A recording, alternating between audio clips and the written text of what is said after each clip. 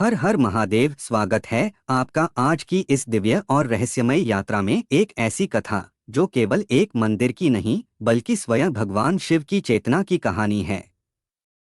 यह कथा है काशी विश्वनाथ ज्योतिर्लिंग की, वह स्थान जहां स्वयं महादेव वास करते हैं, जहां मृत्यु भी मोक्ष बन जाती है और जहां हर गली हर ध्वनि हर हर महादेव का घोष करती है। यह केवल एक कहानी नहीं बल्कि एक अनुभव है, एक आध्यात्मिक यात्रा जो आपके मन, आत्मा और जीवन को भीतर से झकझोर देगी। तो अंत तक जुड़े रहिए क्योंकि यह कथा आपके जीवन की दिशा बदल सकती है। चलिए आरंभ करते हैं काशी विश्वनाथ ज्योतिर्लिंग की अद्भुत और अमर कथा। काशी विश्वनाथ ज्योतिर्लिंग की अद्भुत कथा। जब सृष्टि का आरंभ हुआ भी नहीं था, जब काल, दिशा, तत्व या तत्वज्ञान जैसे किसी भी विचार का जन्म नहीं हुआ था, तब केवल शून्य था। परंतु वह शून्य भी मौन नहीं था, उसमें भी एक कंपन था। उसी ब्रह्मांडीय कंपन से जो ऊर्जा जन्मी वह थी अव्यक्त शिव, जो साकार नहीं थे लेकिन चेतन थे। समय की धाराओं से परे शिव एक ऐसी सत्ता है जिनमें सृजन, पालन और संहार तीनों समाहित हैं। उन्हीं की इच्छा से ब्रह्मा और विष्णु प्रकट हुए और उन्हीं की लीला से यह सृष्टि गतिमान हुई। परंतु एक समय ऐसा आया जब ब्रह्मा और विष्णु में इस बात को लेकर विवाद हुआ कि कौन श्रेष्ठ है। इसी विवाद को समाप्त करने के लिए एक दिन आकाश से एक अग्निस्तंभ प्रकट हुआ, जिसकी न कोई शुरुआत थी न अंत। वह स्तंभ ब्रह्मांड की चेतना का मूर्त रूप था और वह शिव स्वयं थे। ब्रह्मा उस अग्नि स्तंभ का सिरा खोजने ऊपर चले और विष्णु नीचे गए, परंतु दोनों असफल रहे। ब्रह्मा ने झूठ बोला कि उन्होंने स्तंभ का सिरा देख लिया और शिव ने इस झूठ को दंडित किया। उन्होंने ब्रह्मा को शाप दिया कि धरती पर उनकी पूजा नहीं होगी। वहीं से शिव की ज्योति के रूप में उपस्थिति आरंभ हुई और उस दिव्य अग्नि स्तंभ को ज्योतिर्लिंग कहा गया। ऐसे 12 स्थानों पर शिव ने अपनी चेतना का प्रकटीकरण किया, जिनमें सबसे प्रमुख है काशी, भगवान शिव की प्रिय नगरी, जहां वे विश्वनाथ के रूप में निवास करते हैं। काशी कोई सामान्य नगर नहीं है। यह वह स्थान है जिसे भगवान शिव ने स्वयं अपने त्रिशूल पर स्थापित किया है, ताकि यह सृष्टि के किसी भी अंत या प्रलय से अछूता रहे। ब्रह्मा ने जब सृष्टि बनाई तो उन्होंने अनेक तीर्थों की रचना की, परंतु शिव ने जब काशी की भूमि को अपनी चेतना से स्पर्श किया तो यह केवल एक नगर नहीं रहा, यह मोक्ष का द्वार बन गया। ऐसी मान्यता है कि जब प्रलय आता है और संपूर्ण ब्रह्मांड जल में समा जाता है, तब भी केवल काशी और कैलाश शेष रहते हैं, क्योंकि ये दोनों शिव की आत्मा से जुड़े हैं। काशी का इतिहास स्वयं शिव की कथा है। जब पृथ्वी पर धर्म की स्थापना के लिए विभिन्न युगों में अवतार हुए, तब काशी हमेशा ज्ञान और मोक्ष का केंद्र रही। यहाँ की गलियां, यहाँ के घाट, यहाँ की वायु, सब में हर हर महादेव की गूंज समाई हुई है। कहते हैं कि जब ब्रह्मा ने धर्म की स्थापना के लिए मनुष्यों को भेजा तो उन्होंने शिव से प्रार्थना की कि वे भी साकार रूप में पृथ्वी पर आएं। शिव ने काशी को अपनी निवासस्थली चुनी और वहां विश्वेश्वर रूप में प्रकट हुए।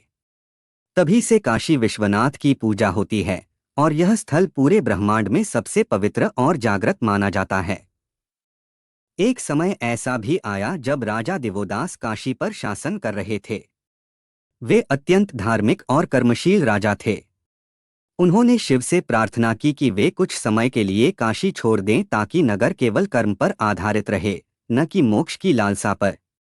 शिव ने यह शर्त स्वीकार कर ली, परंतु अपनी उपस्थिति को बनाए रखने के लिए अपने गणों को काशी भेज दिया। गणेश, भैरव, कार्तिकेय, आदिशक्ति, सूर्य, विष्णु, सभी को। जब राजा दिवोदास को यह ज्ञात हुआ कि शिव के अनुचर काशी में हैं और जनवरी से जनवरी को मोक्ष का मार्ग बता रहे हैं, तो उन्होंने उन्हें भी निष्कासित करने का प्रयास किया। परंतु कुछ ही समय में राजा दिवोदास का राज्य दुख, रोग और संकट से घिर गया।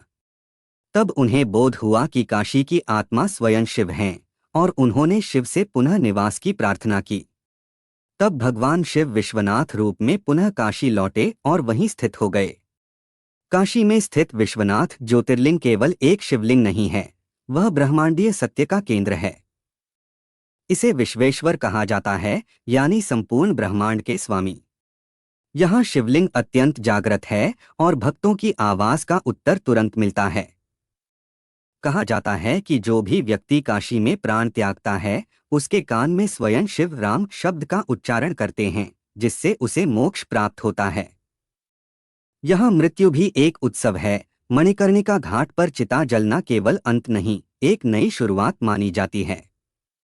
कहा जाता है कि मां पार्वती एक बार शिव से पूछ बैठीं, यदि मैं अन्न न दूं तो तुम्हारा तब क्या होगा। तब शिव ने उत्तर दिया, तब मुझे भिक्षा मांगनी होगी। और वह लीला का समय आया जब शिव भिक्षा मांगने गए और वाराणसी में मां अन्नपूर्णा से अन्न प्राप्त किया। तभी शिव ने स्वीकारा, ज्ञान और भक्ति तब तक अधूरे हैं जब तक अन्न और सेवा का भाव न हो। यह कथा हमें बताती है कि काशी में केवल मोक्ष की कामना नहीं, बल्कि सेवा, दया और अन्नदान का भी सर्वोच्च स्थान है। मध्यकाल में काशी विश्वनाथ मंदिर कई बार आक्रमणों का शिकार हुआ। विशेषकर औरंगजेब ने इस मंदिर को ध्वस्त कर वहां ज्ञानवापी मस्जिद का निर्माण किया। लेकिन भक्तों की श्रद्धा को कभी मिटाया नहीं जा सका। महारानी अहिल्याबाई होलकर ने 1777 में मंदिर का पुनर्निर्माण करवाया और बाद में महाराजा रणजीत सिंह ने मंदिर के शिखर को स्वर्णमंडित करवाया। आज भी काशी विश्वनाथ मंदिर का शिखर सोने से दमकता है और भक्तों को अपनी ओर खींचता है।